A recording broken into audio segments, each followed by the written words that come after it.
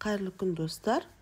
Маринадтағы баклажан салатын дайындайтын боламыз. Ол үшін баклажанымызды орташа кубик етіп тураймыз. Болгарскийімізді тура солай қайталаймыз. Болгарский түсі қызыл түсті қоссаңыздар, салаттарыңыздың реңі әдемі, қанық болып шығады. Зелень, кинза, укропымызды жақсылап турап аламыз. Және маринад дайындайтын боламыз. Ол үшін уксусымызды, шекерімізді, тұзымызды, лавр жапырағын, бұрышымызды, сұйық майымызды қосып қайнатамыз. Осы қайнаған маринадқа болгарскийімізді 5 минут орташа отта қайнатып, баклажанымызды 3 минут қайнатып, сүзіп аламыз. Достар, менің каналыма жазылып алыңыздар. Апта сайын ерекше рецепттермен бөлісіп отырамын.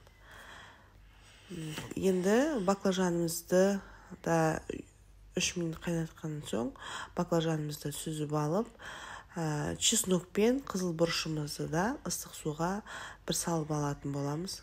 Қыздар, бұл жерде қазір салат ешқандай атылмайды. Дұрыс рецептпен жабатын болсаңыз, салатты крышкасымен орап болған соң төңкеріп, міндетті түрде бір түнге немесе 5-6 сағатқа жылы орап қойыңыздар.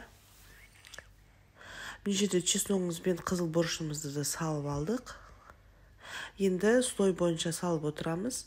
Астына қызыл бұрышымыз бен чесногымызды дәміне қарай қосасыздар. Аз, көп қоссаңыз өзіңіз білесіз.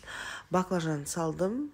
Баклажан үстінен мен петрушка мен кинзаны салдым.